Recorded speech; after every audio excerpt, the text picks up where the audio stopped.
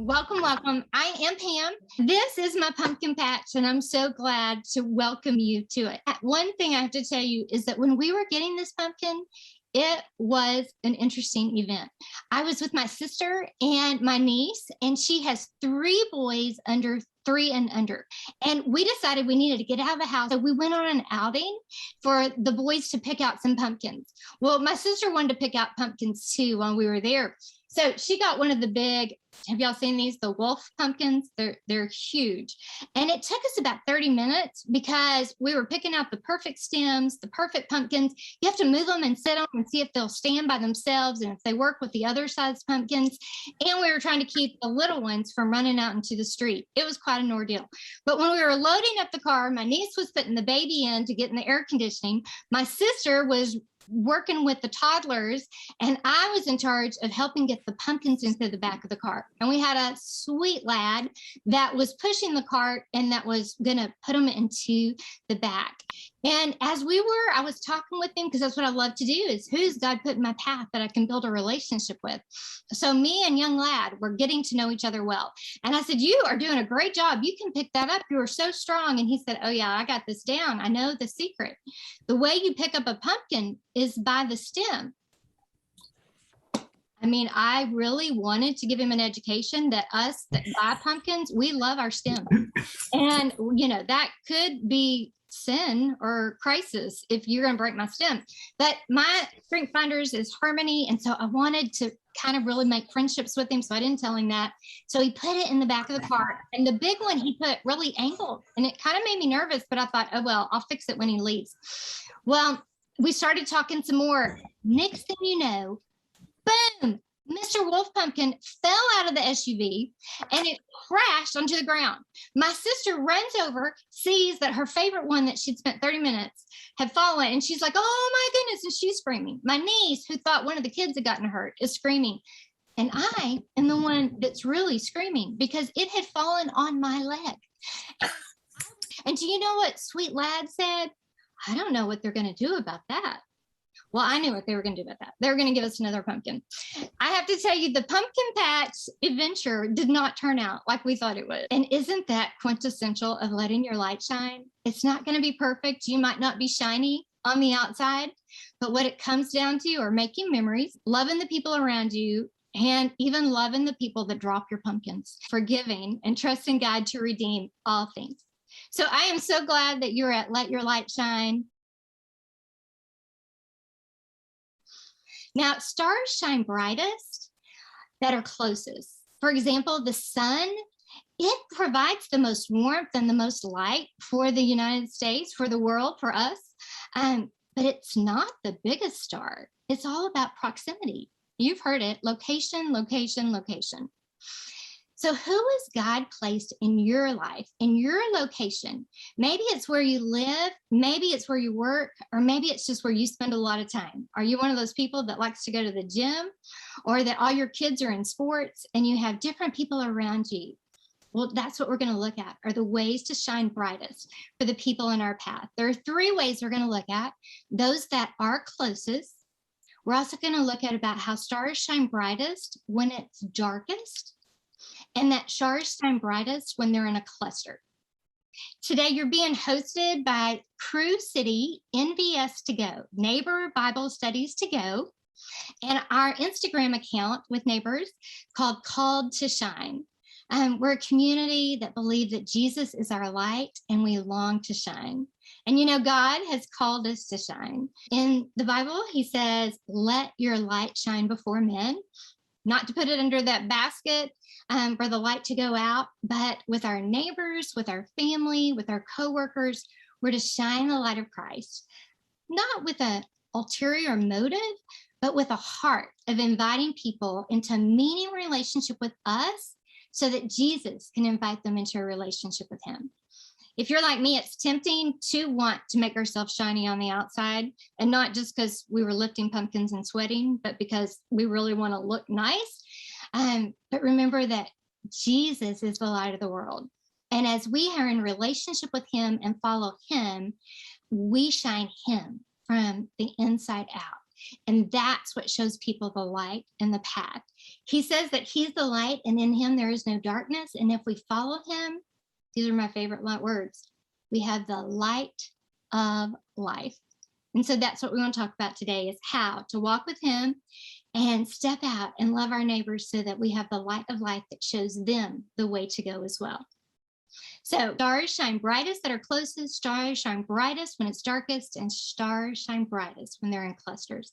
Some ideas that we share will resonate with you and some won't. And I'm just saying, the ones that don't, move it off the list. And please don't try to do all these ideas. Pick one that works for you, that you think you would like to try anew, that you haven't done before. And you might even want to tweak them for where you are, what your personality is, what your gifting is, and for sure what your capacity is, emotionally, physically, and even financially. There's not one size fits all.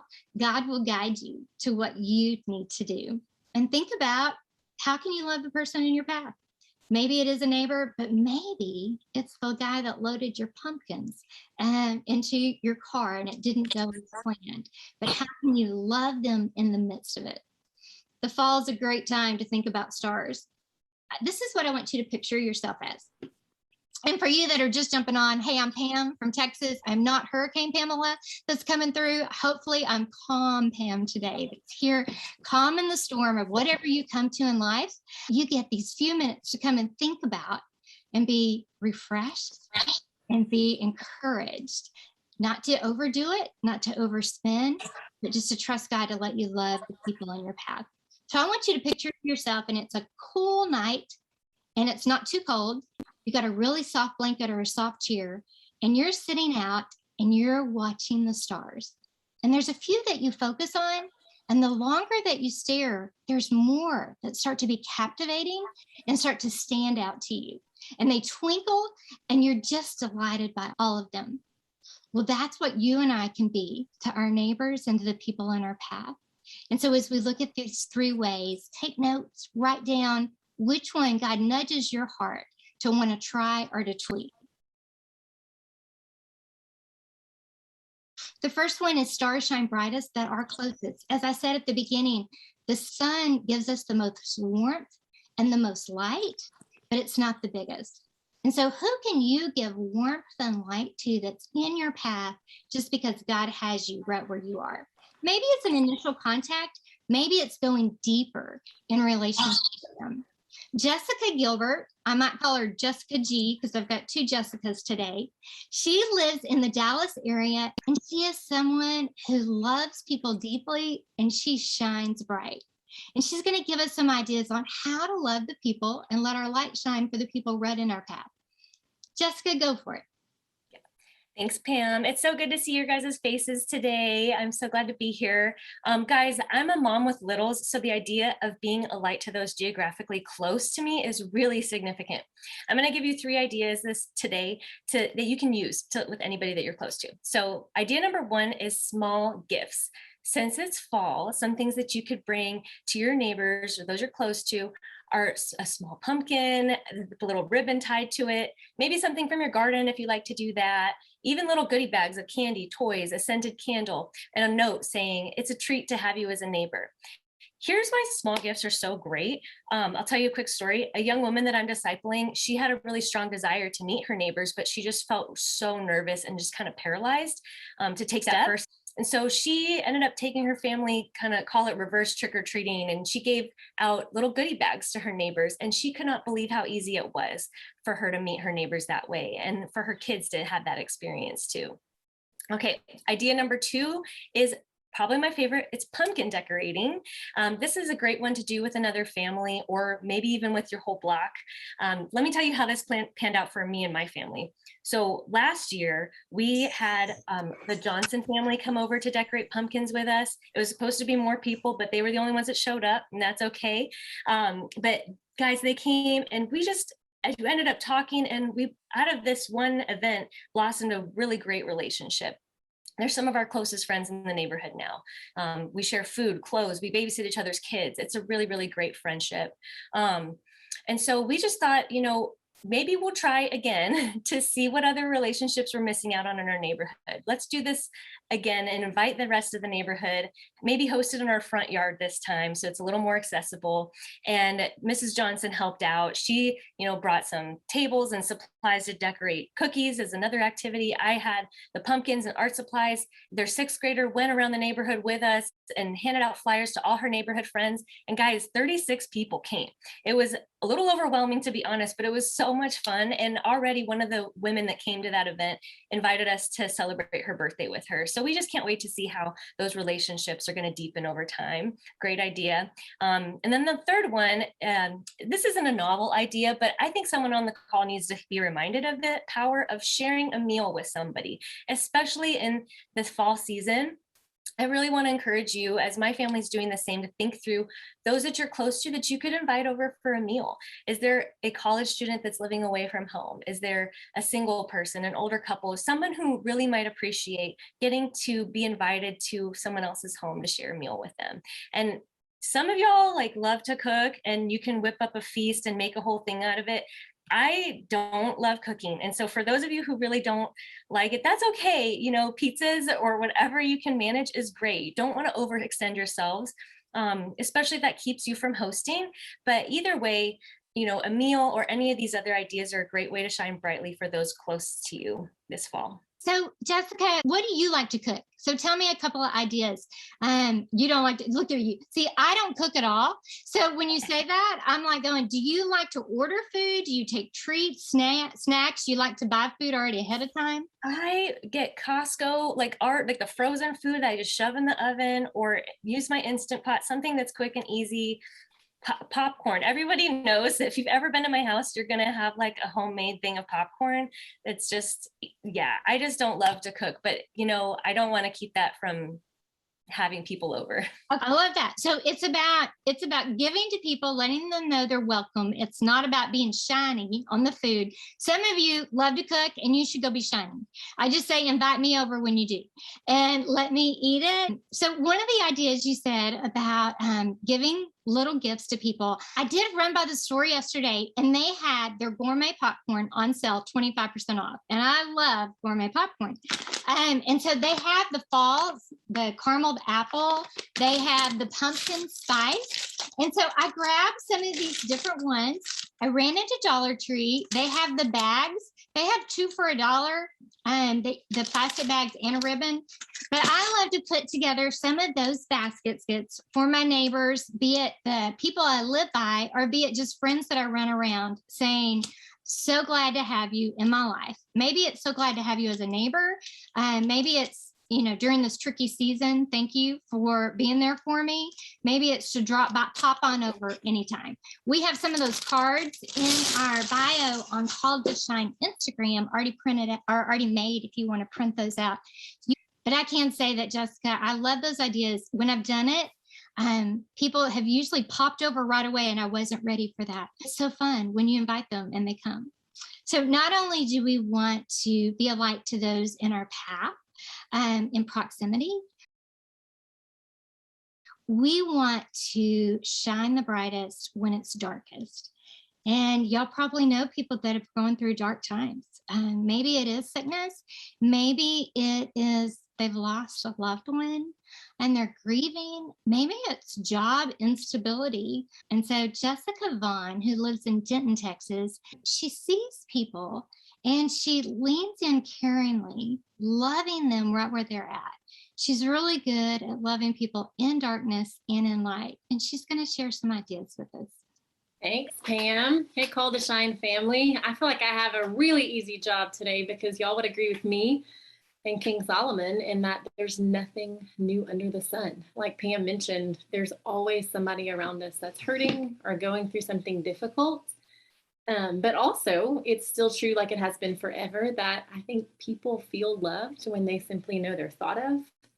And when we're willing to spend our time on them. And so these are reminders that they all fit in that category of how to love people that are in dark spaces. And so the first thing I just want to remind you all of is handwritten notes. On our team, we've talked a lot about how in this age of technology, it seems like a lost art that anyone takes the time to handwrite something and mail it or deliver it.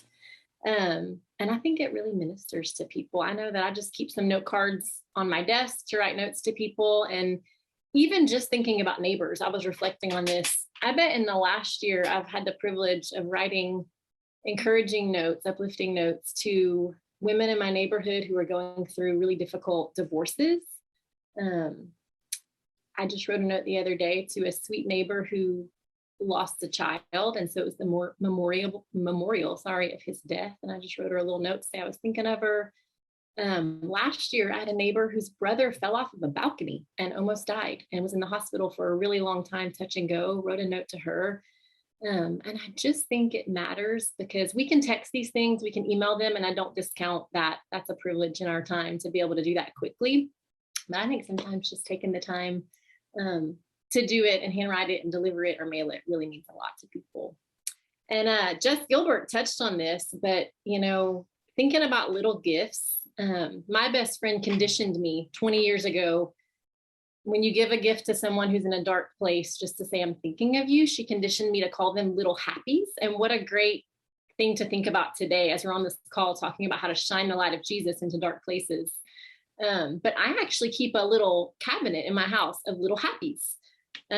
So sometimes it's something I see for somebody in particular. I buy it ahead of time and keep it and give it to them when it's time or whatever.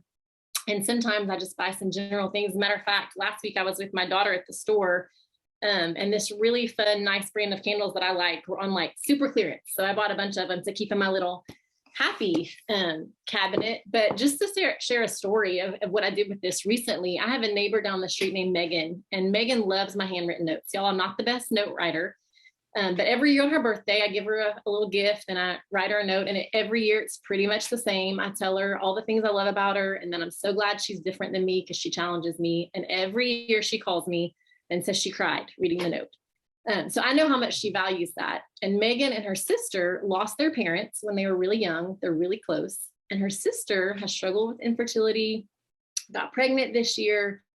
And I got a call just maybe 2 weeks ago that her sister had to deliver her baby at 26 weeks, and they were just scared to death. It was a really difficult time for them all. And so I thought, I know Megan loves these notes that I write to her. I'm going to write Katie a note and put a little happy in it. Barely know Katie, but I thought it'd just be a neat time to say, hey, somebody's thinking about you. And so I always keep some Jesus storybook Bibles. This is my own copy. It's like tattered from my kids taping it together over the years. But I encouraged her to just read that as she waits for her little baby to get out of the NICU and come home and hold him.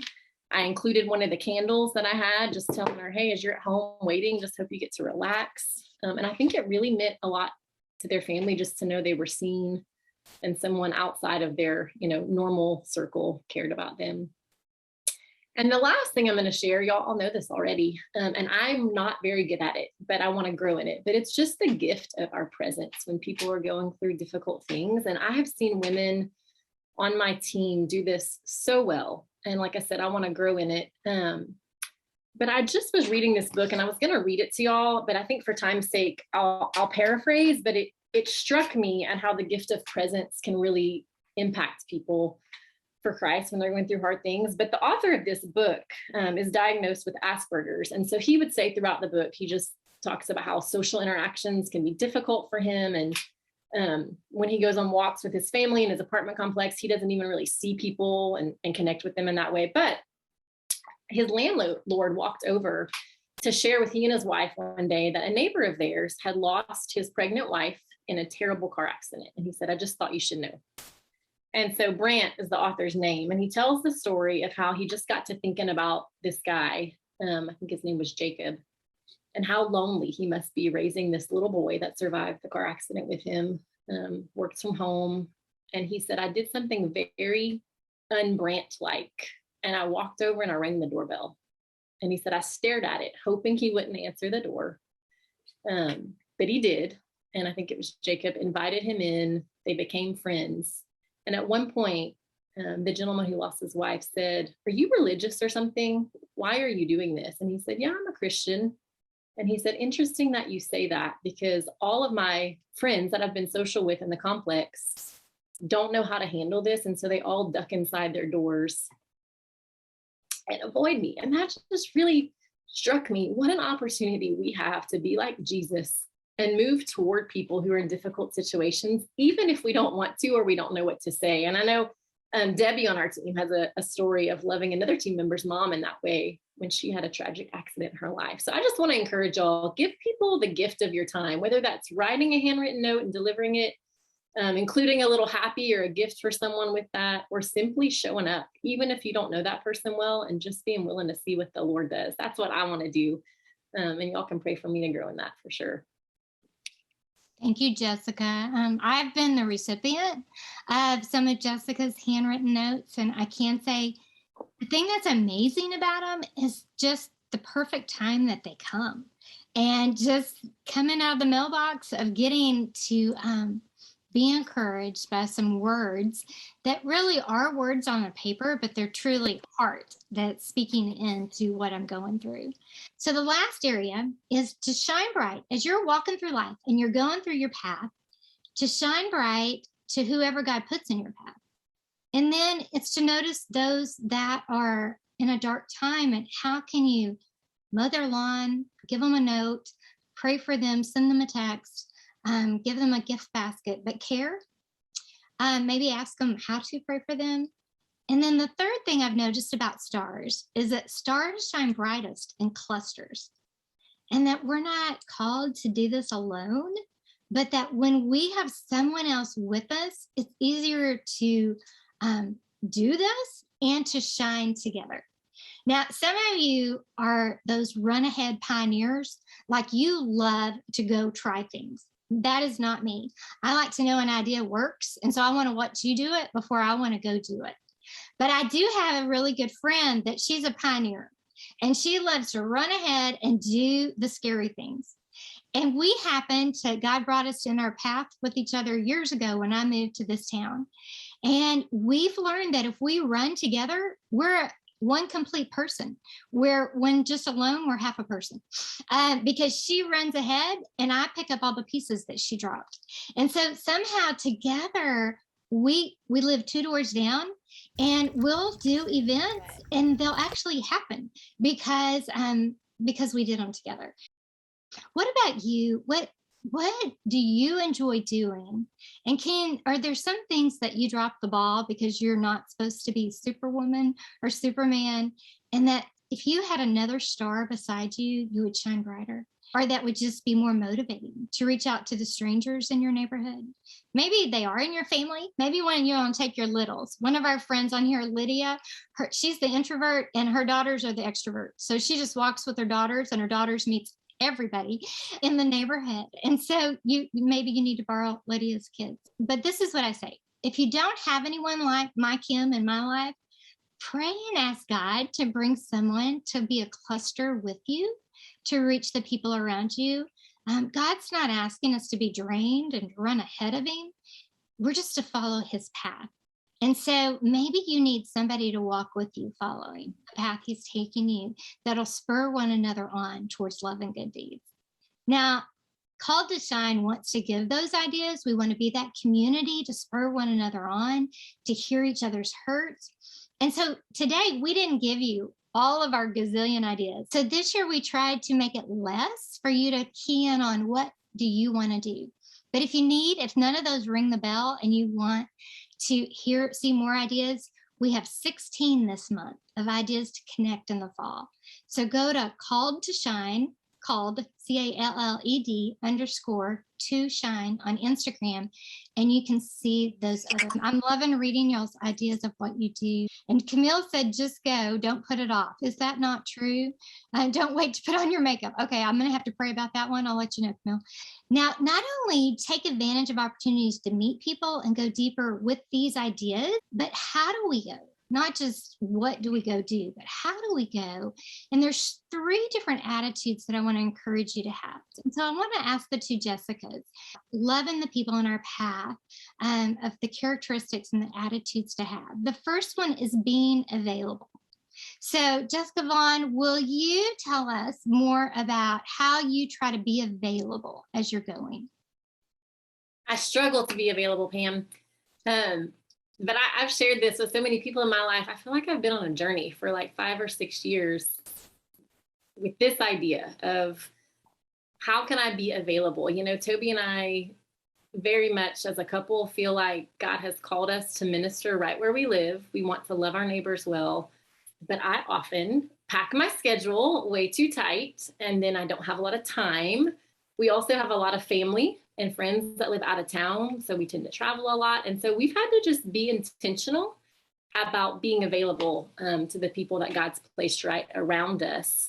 And usually when I'm packing my schedule, it's good things. It's even kingdom things. But I think the Holy Spirit in the last 5 or 6 years just reminds me over and over, if you're packing your schedule too tight, then you're maybe not available to the good works that God has prepared in advance for you to do, instead of Jessica preparing in advance for me to do them. And so just here recently, one of the new things I think that God's put on my heart is that I want to be available to say yes when my neighbors invite me to do things, to serve on an organization or whatever it is. And hear me, I'm not saying overwhelm yourself. I'm not saying you have to be a yes person. This is maybe really specific to where I'm at, but I have a lot of neighbors that are great initiators. Like they invite me to walk, they invite me to coffee, they invite me to go do something, a girls' night, parties. And I want to be able to say yes. And so just here recently, a neighbor that's pretty new to the hood invited Toby and I to a big Halloween bash. I mean, she was like, like live band, probably lots of booze, things like that. But it was so easy to say yes to that invitation because we had planned in advance to say yes to invitations. And here's what I was thinking about just this week, as I was thinking, I have not bought a Halloween costume in like 20 years, nor do I really want to. That's not really my thing. But that when she invited us to that party, she had no idea that she was inviting Jesus to her party because he lives inside of me. And so when I walk through the door at that Halloween party, he walks in the door too. And so if I'm available and I can be with people, then Jesus gets to be with them. And what an amazing opportunity that we have to let our lights for Jesus shine to those that we love and we care for right around us. So that's what I've been learning. Oh, I love that. I love that.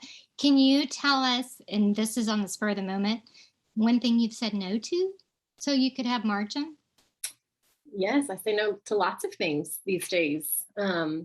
We travel less, and that's really hard, I think, sometimes on our family that lives far away and stuff like that. And I also say no to a lot of things at my church, which can feel really counter-Christian, I think, sometimes, but I can't do it all. And in this season, I know that this is what God's called me to. And so that's made it a little bit easier to say, maybe I'm not going to go to a Bible study at my church, but I'll host a Bible study at my house, you know? Yeah, totally. Jessica Gilbert, how do you try to make it to be available? Because you don't have a lot of time to be available. You got 2 littles. I know. Yeah, that's the key for me in that, because I feel like I never have time, but I'm sure everybody feels that way, regardless of if they have kids or not. I try to just double up on whatever I'm already going to do, be that exercising, eating, going for a walk. How can I do that in a way that makes myself available to my neighborhood? And so for me, that looks like going for walks with my kids in our neighborhood. And that's a pretty big sacrifice because we live right next to a beautiful walking trail. Like that's why we bought the house where it is. But we choose to go for a lap around the neighborhood first because, like Little Mermaid says, I want to be where the people are. So we just, want to look and see, is someone watering their lawn after dinner, or they come in home from work that we can just chat up with. And sometimes nobody's there. And so then we just go to the trail afterwards, but more often than not, there is somebody that we get to talk to. We've met so many new neighbors that way, and gotten to pray for different people that way. And it's been amazing to me how many opportunities I can have just by taking 15 minutes, doing something I would already probably do with my kids, but just being, readily available, having that mindset change. I like that. I heard you say for me to get out, walk. I think that's a little bossy, but I'm going to take it under consideration. But I also heard you say I get to double up and I get to eat twice as much. So maybe I do need to walk. So I'm looking forward to that. I love that. Do your kids like to be outside? Does that bring them joy? They do. They do. In fact, it ends up being, sometimes we get a couple walks in a day because they're fussy. And so I'm like, all right, we're getting out there and we're doing this. And it's similar to what you mentioned about Lydia. They will attract people too, just having them. Or even if you have a dog, when we had a dog, just walking him around, that would be like a magnet for people. Sometimes a repellent, but usually. Yeah, but sometimes a good.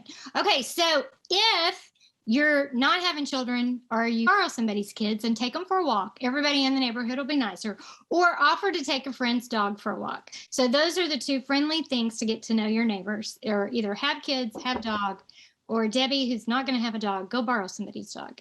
Okay, the second point is not just to be available, but to be observant. I kind of think of watch, look, and listen. I've always thought of having big eyes to look at what's going on around you so you can see the needs of the people. Jessica Vaughn, how do you do this? So I think it's pretty easy for me to be, focused on other people or thinking about them, being aware of what's going on.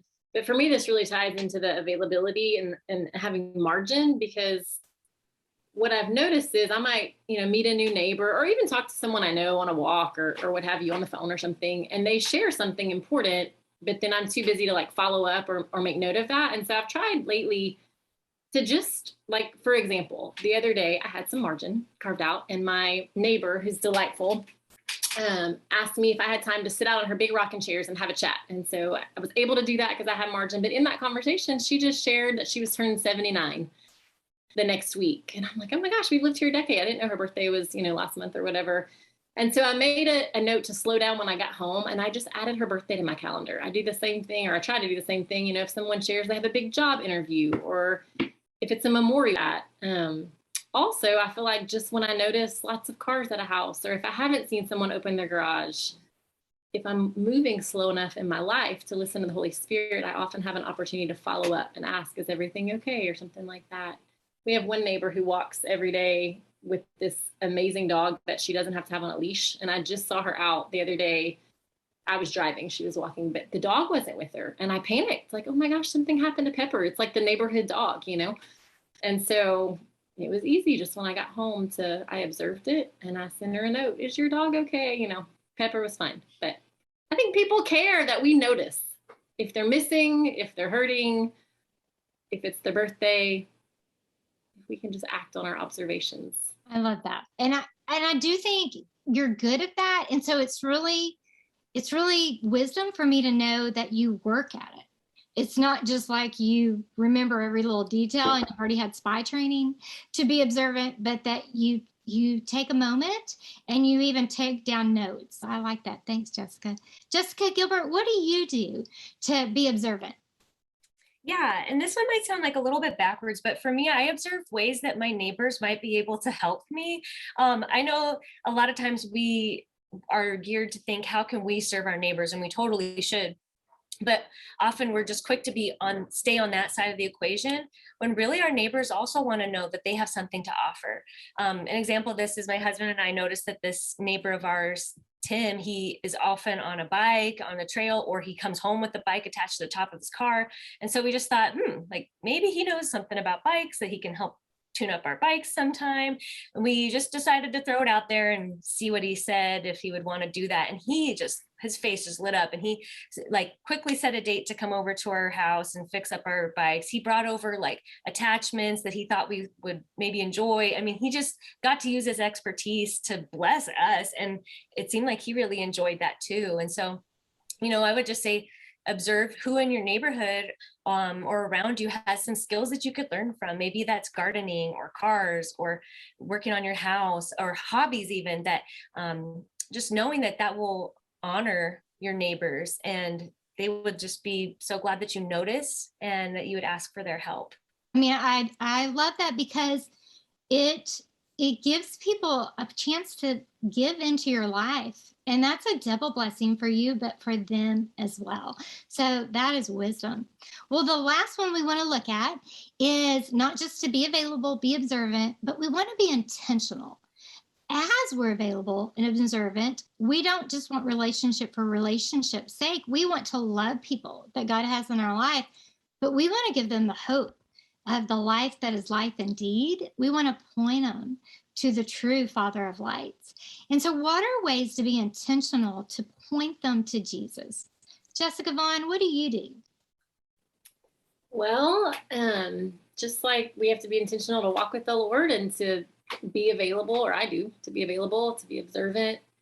I think it's being intentional about letting my walk with the Lord come out of my mouth as an overflow. And so, I'm embarrassed to admit this to all of you people, but it was just a couple of years ago that a mentor in my life kind of pointed out that she felt like as I built new relationships with people around me, that I tended to temper my walk, how I talked about my walk with the Lord.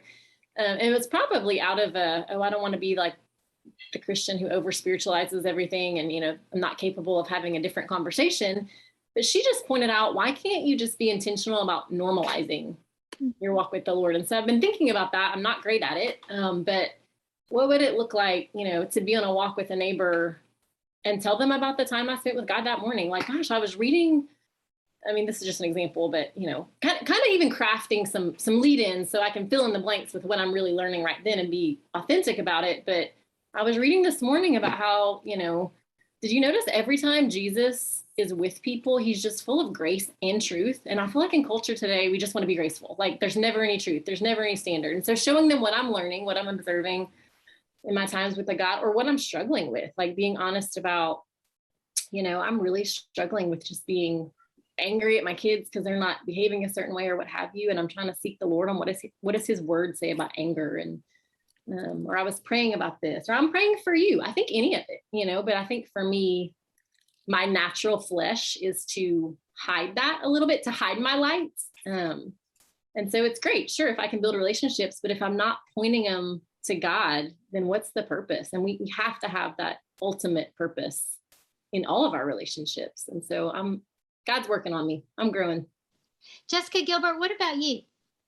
Yeah, for me, the most intentional thing that I do is thinking through the questions that I want to ask my neighbors. And not every interaction I have with them do I ask them like some sort of deep question. But like in that pumpkin decorating, for example, we might, as we're inviting folks to come, we might say, hey, some people don't celebrate Halloween because of their spiritual beliefs. And from our spiritual beliefs, we don't want to have anything scary at the event. Do you have a faith that you follow? Like, tell me more about that. And so yeah, I just think that having those questions available really can foster deeper spiritual conversations. And I am not a natural at this. Like I even after being in ministry for 10 years, I'm not a natural at having like these questions at the ready. So sometimes I spend some time like looking over questions from this blog called Leading with Questions by Bob Tiede, or even like pulling up my book by Doug Pollock, God Space, and just thinking through which questions can I use to really deepen this relationship or get to know this person's spiritual background a little bit more. Oh, I like that. Thank you.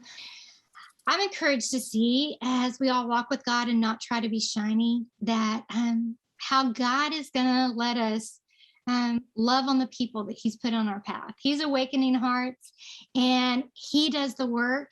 We just get to point towards him, and we want to do it the way he calls us to, with our personality, our temperament, our ways. And I love it because Robert Louis Stevenson, the author and wordsmith who grew up in Scotland, Treasure Island, Dr. Jekyll, Mr. Hyde. But one of the things that at a young age is that he noticed were the street lamps in Scotland. People would be hired to light each one individually. So when it got to be dusk in the evening, someone would go and they would climb the ladder.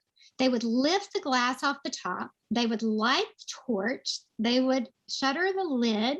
They would climb down and that light would be on. And then they would move and do the next lamp. And one by one, they would go. And Stevenson was enthralled. And at dusk, as it settled and one light would be kindled and then another and another, he turned to his parents and he said, look, they're punching holes in the darkness. You know what? That's what we get to do. We get to punch holes in the darkness. And as this time seems to be dark for a lot of people, we get to punch that hole and bring light, and that God changes their life. So let's step out together and trust God and punch some holes in the darkness. You'll go to nds2go.com and see all our free resources. And if you have questions, let us know what you want to know about our Bible studies, our connections, our prayer. And then if you'll go to Called to Shine Instagram, y'all, this next month, last month we focused on prayer. This month we're focusing on connection. Next month we're focusing on leading people to Christ, pointing them to the Savior. What are the conversations you can have that can be initiations to go deeper in relationship? You're going to have 16 ideas of different conversations. So you're going to want to be a part of that.